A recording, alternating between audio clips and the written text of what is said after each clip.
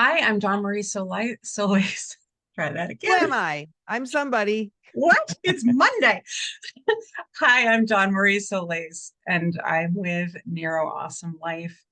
And Julie Skolnick, who I have had the privilege of speaking with before, is here with me again to talk about her new book. Oh, the background blur. I don't know if oh, good, you can do it. Yay. Okay, there it is. Gifted and Distractible, which I consumed greedily. Uh, my children and I fall into this category, and it felt so reassuring and affirming. And I can't wait to hear more from you. And thank you for recording your own audiobook. You're I welcome. love it when authors record their own audiobook.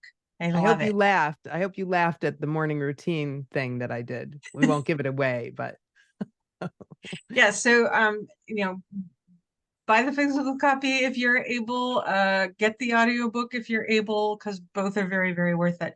Both thank the you. audiobook and the physical copy have these wonderful worksheets that go along with it. So, Julie, I'm going to let you do the bulk of your own introduction because I got so excited about talking about your book, I forgot to say who you are. So, Well, because I I'm think not we all autistic or ADHD at all.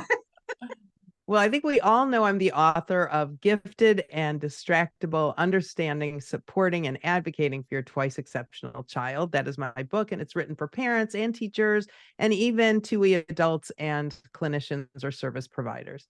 I'm also the founder of With Understanding Comes Calm, which is a service I've been doing for almost 10 years, guiding and supporting parents from all over the world, as well as mentoring 2E adults, training teachers, and helping clinicians and all of those stakeholders to better understand the twice exceptional experience, to bring out the best and raise self-confidence into humans. So at the website withunderstandingcomescalm.com, I always say pack snacks. You'll be there a while because there's a lot of stuff, a lot of free stuff, a lot of recordings. I'm a guest on a lot of podcasts. They're all up there. We have a free newsletter called Gifted and Distractible as well, which is an awesome free resource. And so that's pretty much me. So you did such a better job than I would have done. I get very fangirl and then my brain just goes dead. And notes would help me, but I'm also dyslexic and my brain can decide not to read in any given moment. So, There you go. Julie, what drew you to, I mean, maybe we start first. If you could give those who don't know what twice exceptional means, a little description of that. Sure. Sure. So twice exceptional, also known as 2E, the number two with a lowercase e, also known as GTLD, gifted, talented, learning difference.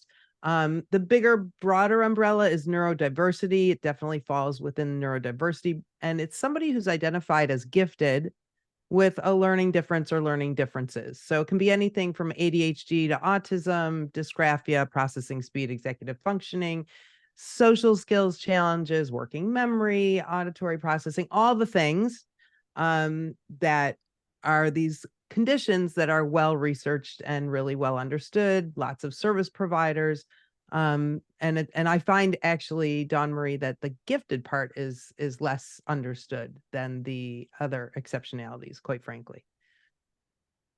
I would agree with that. I'm in my mid 50s.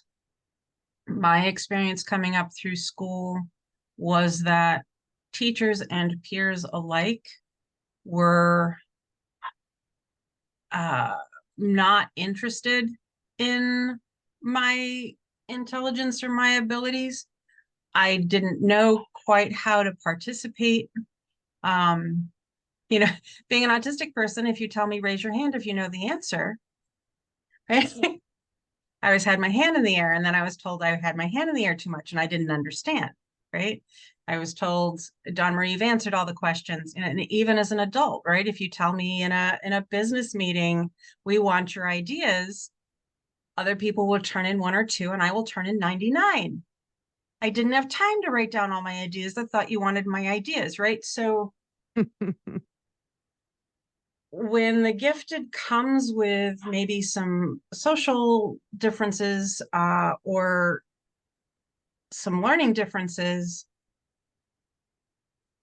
the intelligence or the talent, I think, can get uh, not only misunderstood, but guilted and shamed. Like, keep your gifts to yourself. Nobody wants them. Is that your experience with some of the parents you help, some of Well, the people that you help? I actually, this is why I differentiate very much between gifted and other learning differences, because you don't have to necessarily display a specific learning difference to have your giftedness unappreciated, let's say it that way. So I very often, when I speak to audiences, talk about this. Thank you, Dawn Marie. You've asked enough questions. It's little Susie's turn now, and how really debilitating that could be for Dawn Marie, who's just following the rules. And by the way, has a rage to learn and wants to share everything she knows, because wouldn't you want to know all the things I know about all the things I know about? Right. And so what happens is, unfortunately, I don't think teachers are doing this from a nefarious place. I think they're doing it from trying to manage the classroom and not having any training on gifted kids. And so really when I work with teachers, I work with them on how to do that differently, how to manage this rage to learn differently. So and this is actually a process that parents can also use with their children, which is to first and foremost build them up. Dawn Marie, my goodness, you have so many questions to ask. You are so curious. You make me think of that. I've been teaching this subject for 10 years and I never think of some of the questions you think of. So number one, build up the kid. Number two, you know what? I need your help. Ooh, 2E kids loved, gifted 2E kids loved that. Let me be a leader and let me help out. Okay, here's how I need your help. Let's say, Dawn Marie, you're sitting in the classroom and the peer sitting next to you is asking a lot of questions, but you have some questions you want to ask. Notice I'm depersonalizing. I'm not making it about you. I'm making it about little Susie sitting next to you. And I'm going to say, how many questions of Susie's would you be able to sit through? Do you think that would feel fair until you get a chance to ask your question? So I've totally depersonalized. So I've built up, I've made a leader or had them help me, and then I've depersonalized. So Dawn Marie's going to say something like 3, and I'm going to say 3. That's a good number. I can work with 3. But wait a minute, I'm not done, because Dawn Marie, you and I both know you have way more than 3 questions. What do we do about all those other questions? So we durably solve the whole quote problem. And now we're going to come up with some plan that Dawn Marie's going to think of something way better than I ever would have, whether it's a questions notebook or meeting me before class or emailing me, depending on the age of the child. And so rather than trying to shut down, because we're all looking through our own eyeballs and our own needs, right? Teacher needs to keep going with the class. Teacher needs to make sure kids aren't eye rolling. Teachers need to protect Dawn Marie from maybe some total social fallout. But we have to do it in a way that honors the organic Dawn Marie. So I yes, love, and answer your question, yeah, yes. I love all of that so much. My first choice of career was to be a teacher, and I taught middle school students, and I loved them for the spot they are in their life. It's some of the most obnoxious curiosity of the human being has, right? That sort of 11 to 14-year-old space is obnoxious curiosity, right? They will push back, they will do horrible things, they will test the rules. They're all kinds of wonderfully horrible. And they're trying to figure out the social stuff that, like, I loved that age. I didn't think I did because it was an evil experience for me personally, but I loved being the teacher of that age. And when I got to, it's pretty early on in your book, when I got to the part where you explain the difference between a classroom designed for the twice exceptional student and the classroom designed for the sort of above average student, or the High my brain's, achiever, high achiever. thank you, the high achiever, where uh, the twice exceptional is my kind of classroom. People are not just intellectually engaged, they're physically engaged. They might be up wandering around. They might be sitting on top of their desk. They're full human, engaged in learning. And it was very curious to me to, go through childhood and into adulthood and recognize that isn't everybody's way of learning. And my approach wasn't appreciated in standardized education situations. They wanted everybody seated at their desk, feet forward, answering the pre-chosen questions, et cetera. And I didn't survive that experience because I saw all of these students, whether they were twice exceptional or not, benefited by the approach you say benefits the twice exceptional child. So one of the things I'm always looking at is what's the universal design piece? If we're going to care about somebody who isn't us, we have to understand how that care benefits us. It's kind of the human way. So Well, I like to say that best practices for 2E kids are actually best practices for all kids. Absolutely. Absolutely. How do you help people who might be disinclined to agree understand that? We get taught so completely, almost brutally, that there's only one way to be a student. And autistic, ADHD, other neurodivergent humans, and 2E humans don't generally fit that mold. We might be able to appear as though we're fitting, but that's to our own detriment.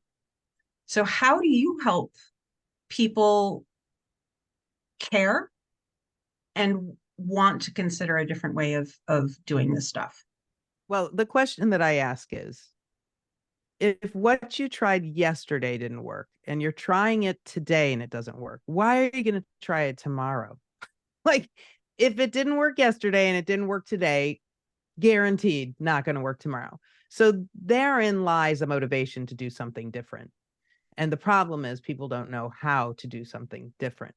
So we all look through our own eyeballs and we all know our own experience. And isn't it curious that we're constantly thinking that neurodivergent or twice exceptional kids should be more flexible, should be able to take in other people's perspective, but then we're really only talking about being flexible toward what we want them to do and doing the things in the way we want them to do it, which is pretty black and white and inflexible and only our own perspective.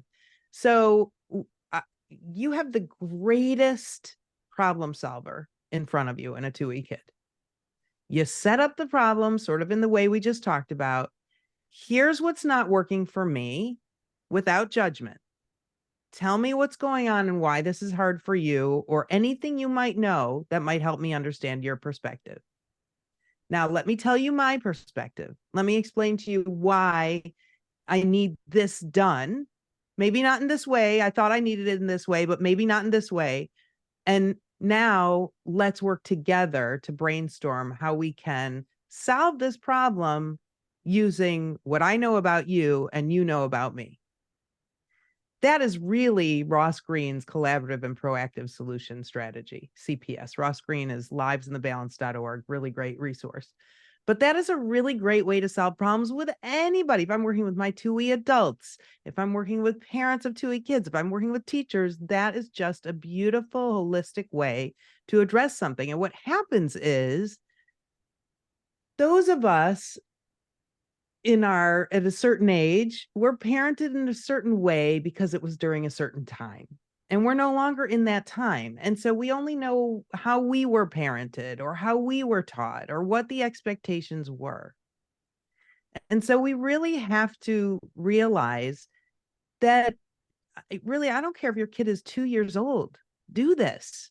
You are teaching this child to actually take into consideration and really be thoughtful about their own needs as well as somebody else's needs. And I don't care if your kid is 17 and you've never done this. It's never too early and it's never to have this kind of meaningful conversation. Now, if you're all out there going, but we just have to get out the door in the morning, totally get it.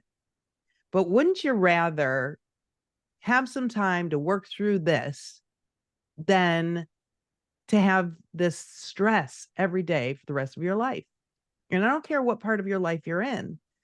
We do these strategies. The book has 200 pages of strategies, and we do these strategies at a time when people are calm. Preferably people are eating ice cream or people are in a car or people are taking a walk or they're not in the midst of unwanted behavior, but we're reflecting and we're having a conversation because that's what life is about. So it's not just how you approach it in this collaborative way, but it's when you approach it. Like that is really important. And it's really important to recognize that the timeline of a 2E kid is totally different. You're not going to have one and done. You're not going to sit down and be like, here are all the things, or tell me all the things, and then the things are going to melt away. That's not how it works. We have to practice it, and everybody has to kind of mix up their patterns and their styles, their parenting styles and the patterns in their homes or in their classroom. You have to break that mold because that's the path that you're on. So how do we get on a different path that's going to be more successful and include the child in the solution? The idea that humans come into this world kind of empty and we have to fill them, in my opinion, is a misunderstanding of the Yeah, human it's the being. opposite. It's the opposite. They come Yeah, and I've fill, and always let's believed, learn from them. because of my own experience, that we come, in a sense, fully formed. And it may be twice exceptional children who are more connected to that thinking. Um, you know, many twice exceptional people that I know have very early memories of being pretty logical and reasonable, of Well, it's a having a pretty beautiful good. concept. It's a beautiful concept, Dawn Marie, of somebody being fully formed. We know, your brain works a certain way, and it continues to mature till at least at 25. So we know these things from neuroscience. And the idea that we need to mold people um, is great as long as they're a partner and not just being chiseled away at. We don't want to take away their organic selves. And that's actually what happens a lot of time. In fact, I actually explain it in a different way. I explain it as layers of mud, sort of, I guess, covering up the true human that is underlying. And then we have to chisel away at that to get to that original um, human. I think there's so much uh, affirmation and comfort to be gained with the approach of engaging the child for the adult. I think, even if we kind of, seemed to have successfully survived a parenting style that tries to create us in somebody else's image, um, once we can really wrap our heads around, this is a human being that needs to be known and needs to be seen. To me, that's one of our basic needs. Yes, we need food and shelter and all of those things, but I think we need to be understood. And one of the first things that attracted me to your site and your blog was with understanding comes calm. That couldn't describe me more accurately. Like, literally is the perfect description of me. The more I know, the calmer I get. Information is my stability. And how And the about when more, you feel understood? right. And it starts with me when I can understand myself. And as an autistic person, part of that understanding is always comparative. Autistic people are always looking for the pattern. So there's a lot of comparison thinking for the autistic individual. So we might look at somebody else and say, I am like that, or I'm not like that. And if we're being told that we're not like almost anything else out there in the world, we can start to develop a sense of ourselves that's really toxic. And if that happens while we're trying to like those that we call them the formative years, right? You're trying to form your sense of identity. And who you know yourself to be keeps being told you're wrong. That grows up into an adult who has a lot of other challenges they didn't need to have. And to Or me, just there's a very blamey response to challenges. So I also host, you probably know this, but I host the haystack for 2E adults, where 2E adult needles gather in the haystack.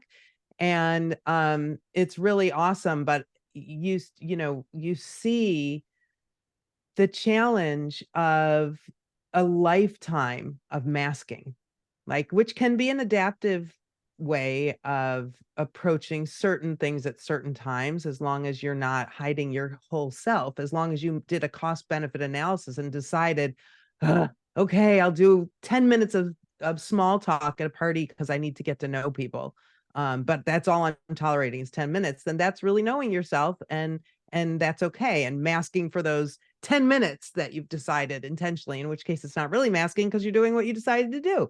So it's really fascinating to hear and see 2E adults come together and say, wow, I can't believe I can just be myself here, where they have never maybe been themselves.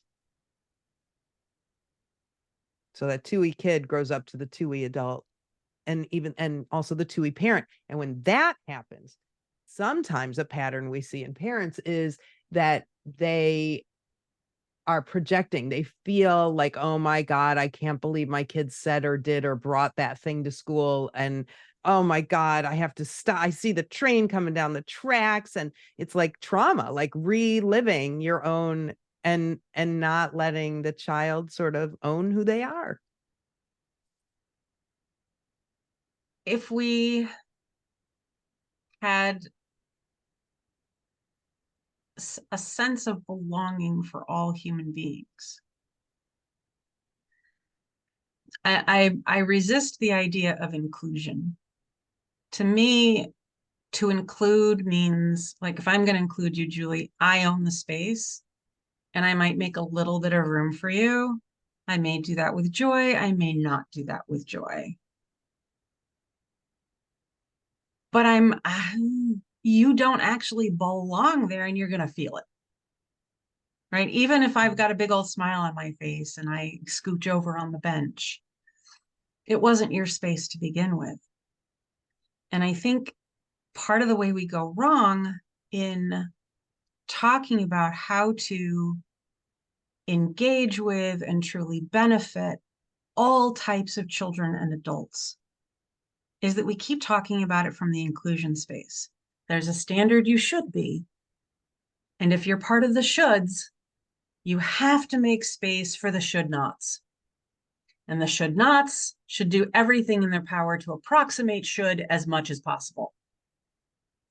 So there's never those folks who are the should nots, the 2Es, the autistics, the disabled in any way, that, right? All of the difference people never have that feeling of belonging.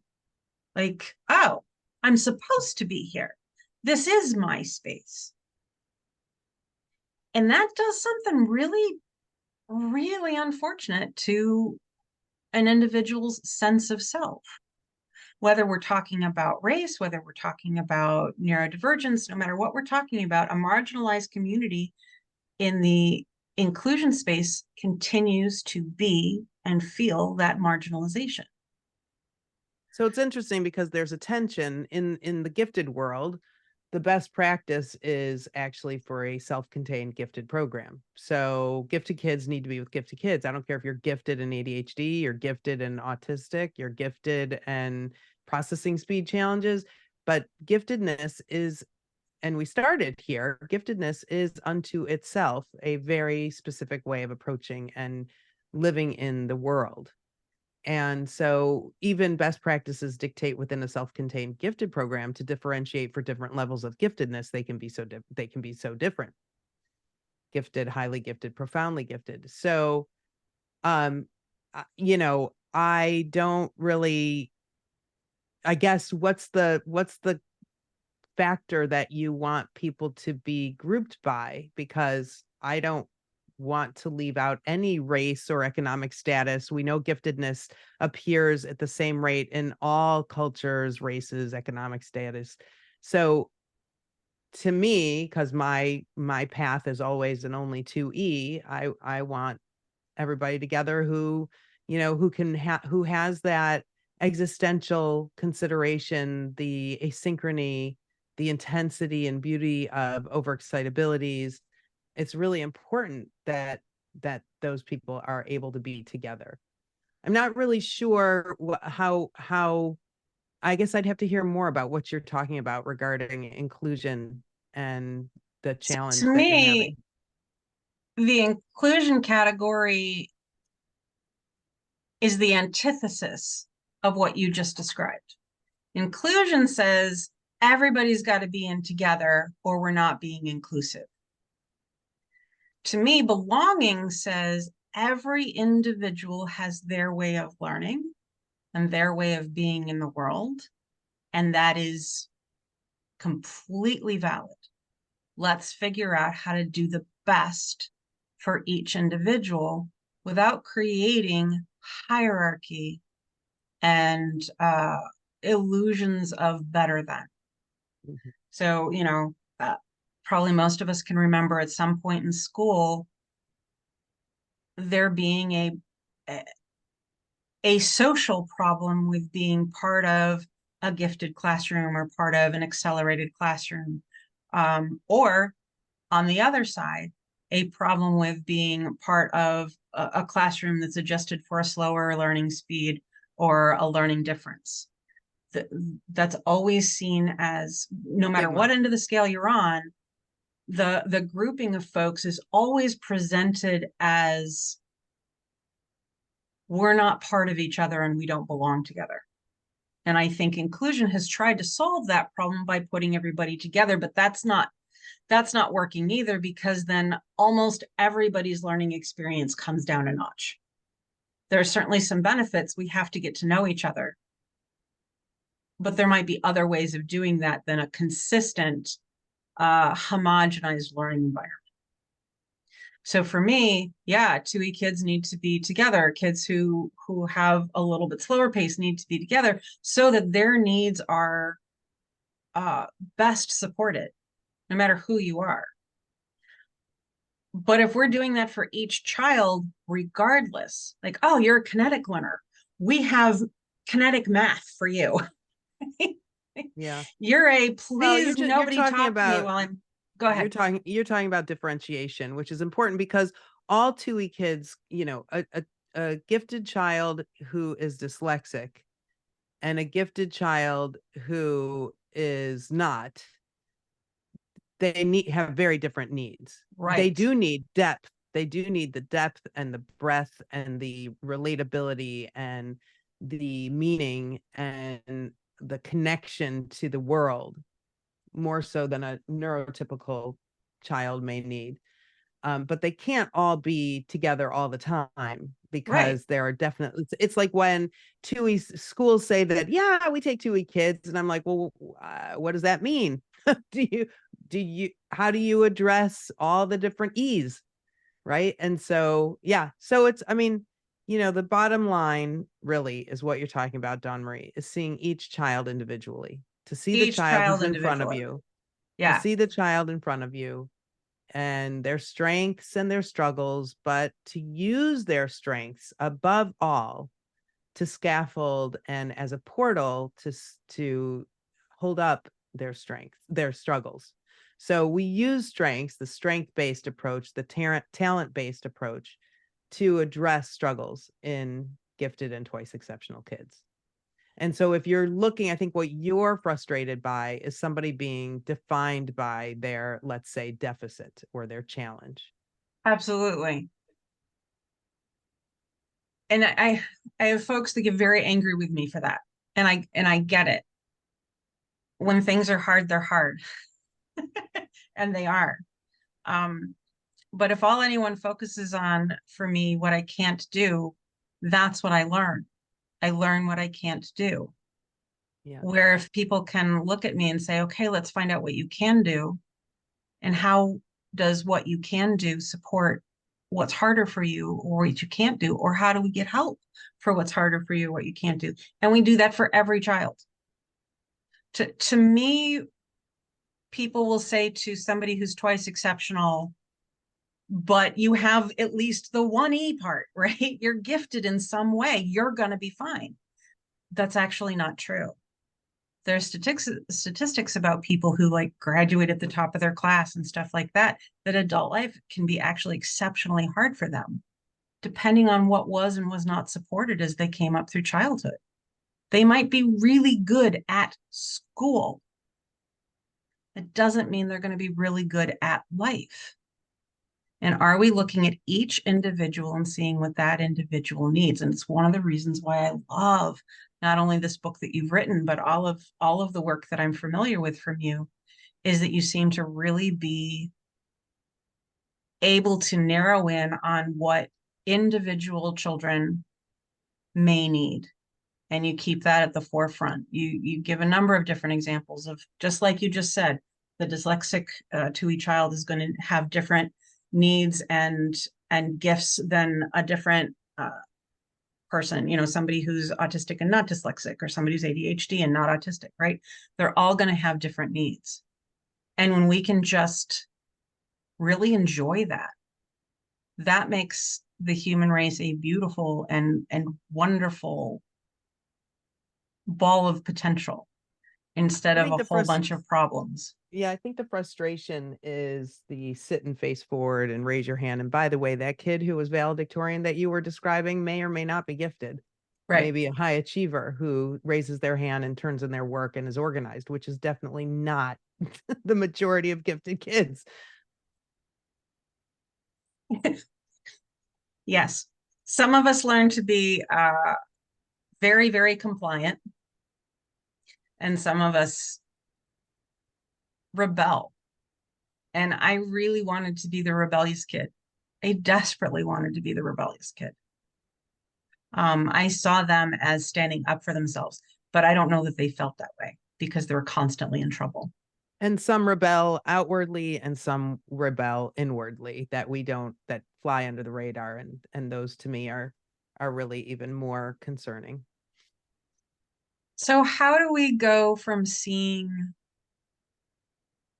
whether they're a child or an adult, how do we go from seeing people who are different as the problem to people who could be interesting and contributing and part of bigger solutions? Well, I mean, it all comes down to ego, right? I wrote a blog once called Lego My Ego for parents and teachers. I mean, are you looking at this person because they're going to meet an expectation or need that you have? Or are you talking to this person so that you can meet their need or expectation? Or are you looking at this person as somebody you can learn from, or only somebody who can learn from you? I mean, it's an attitude. So, you know, I'm always talking about teacher training and how important teacher training is. Um, and unfortunately, a lot of what teachers have to do is meet other people's actually expectations. And it's really hard to do all of that. Frankly, education and being in school is about the content, but my feeling is it's more about how to be a human on the planet through learning the things that you're learning and the difficulties that you have. And, I always say it's not what happens to you, but how you handle it that matters. So there's a lot of shutting down. I mean, let's face it, 2E kids there's challenging behavior, and behavior's communication. They usually have a really, really, really good reason for some behavior. Some of it is the perspective of not really getting that they're different, right? When do they learn that they're different? And how does that happen? Right. So really, nope, not everybody's really, really interested in sharks and want to talk about sharks like 24/7 and wear shark t-shirts and shark underwear and shark socks. And, not everybody has this. How could not And then that's gone, 2 months later. Not everybody's totally stymied by wildfires or war or the bad things that are happening, so it's always a approach that has to be honed.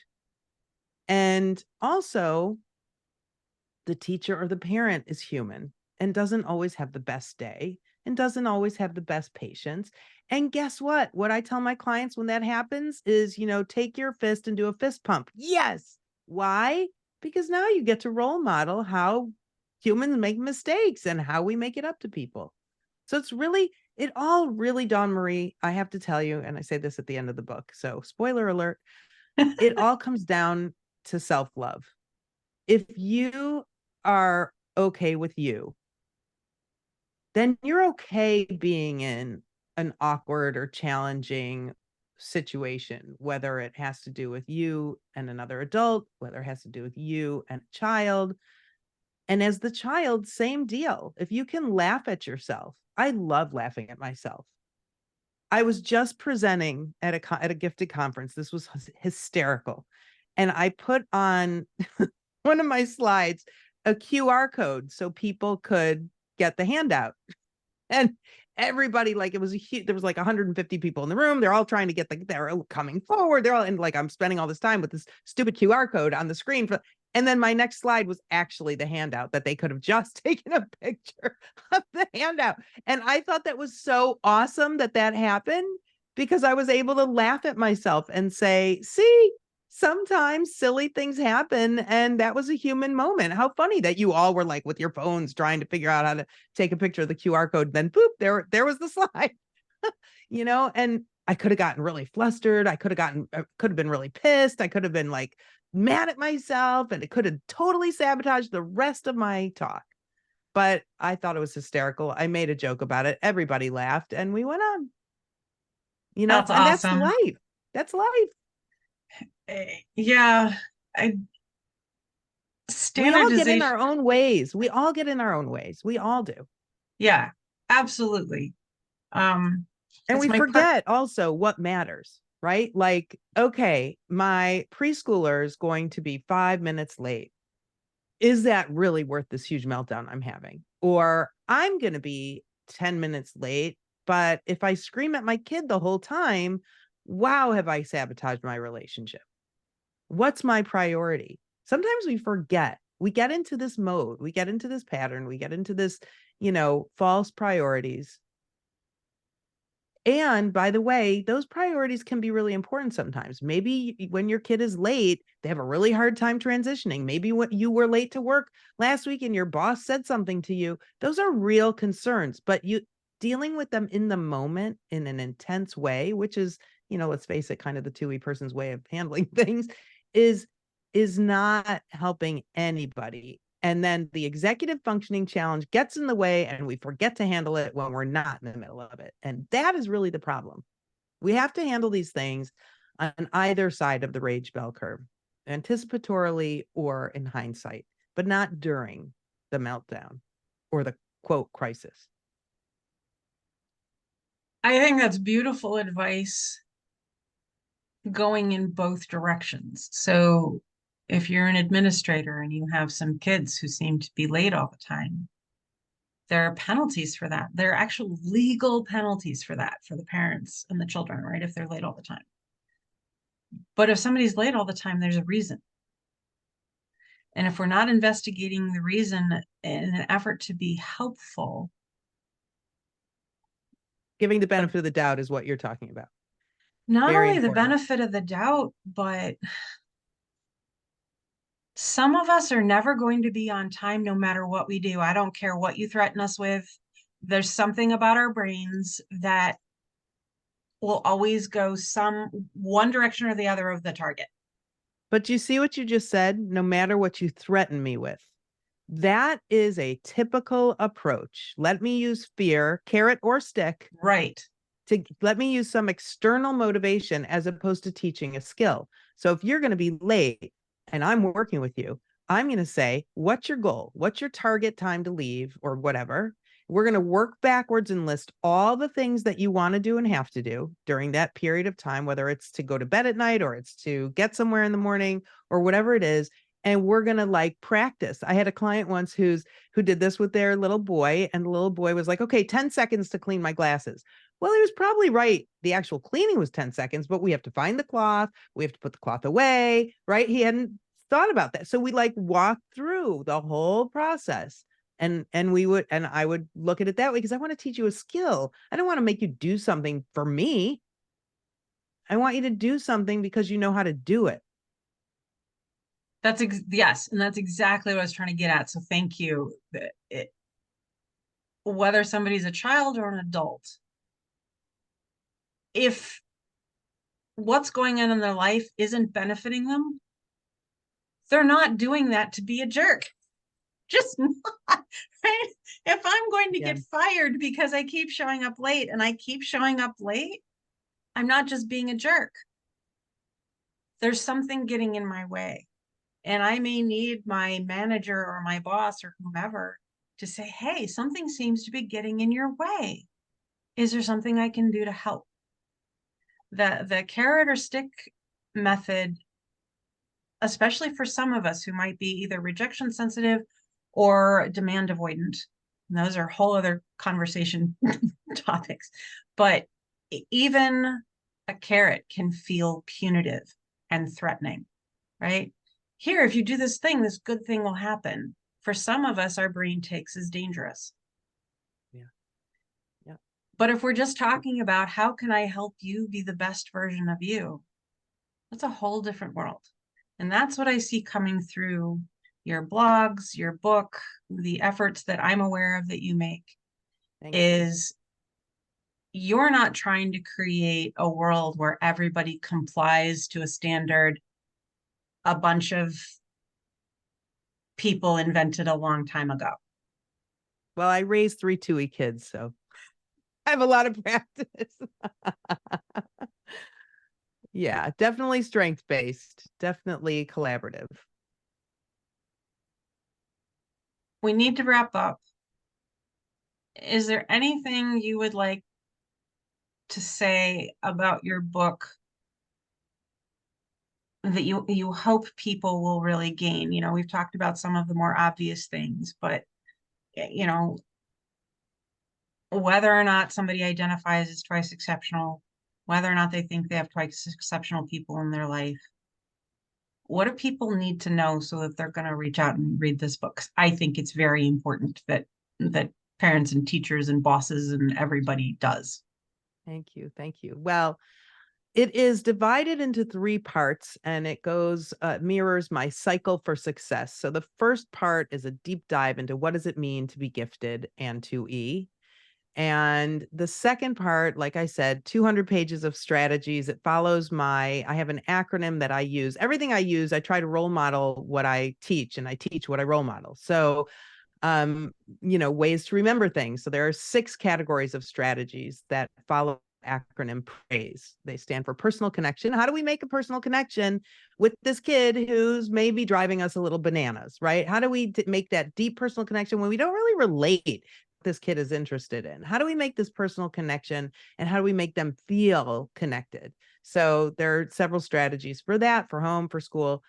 So personal connection, reframe. How do we reframe, as we've been talking about this whole time? Behaviors, communication. How do we look at this in a different way than the negatives, the manipulation or laziness or they don't care? How do we reframe behavior and this child and their approach to the world? Anticipate. How do we anticipate? We know so much about this kid. Like I said, if we try the same thing tomorrow that didn't work yesterday or today, I promise it's not going to work again. But you can anticipate that. And then how do we give incentives? And I actually prefer choices. So incentives and choices, sense of humor, as we talked about, and exercise. So those are the categories of strategies that I teach. And then the last part is really about advocacy. How do we collaborate as parents and teachers? How do we collaborate to advocate on behalf of this child? And so we can teach this child how to advocate on behalf of him, her, or their self. And most importantly, that you are the just right parent, you are the just right teacher, you are the just right human. for this child and for yourself? And how do we dig deep and find that so that we can actually have that self-confidence? So when things are hard, we can default to sense of humor instead of rage. We can default to questioning and collaboration instead of consequences. Ooh, I've never said that before. I kind of like that. I know, I really liked that. We got to snippet that out. It was really good. Alliteration and everything. Yeah. Anyway, thank you Well, so much for having me. I'm so grateful that you're willing to talk to me. I consider it a deep privilege. Thank you for the work that you are doing. Pleasure. Truly my There's so pleasure. many different kinds of human beings. Every single one of them is so important. And when we can start seeing each other and all of our differences as valid and as belonging on this planet, I think we're going to do so much better. So to me, your work is vital and needed. And I hope everybody runs, go get the book. Go get the book. I love listening to it. I love listening to it. The worksheets are great. Thank you. Yeah, Thank go you. get the book and the blog and listen to Julie on all of her podcasts and just really get involved because this is good, very needed stuff. Thank you, Dawn Marie. Thank you so much.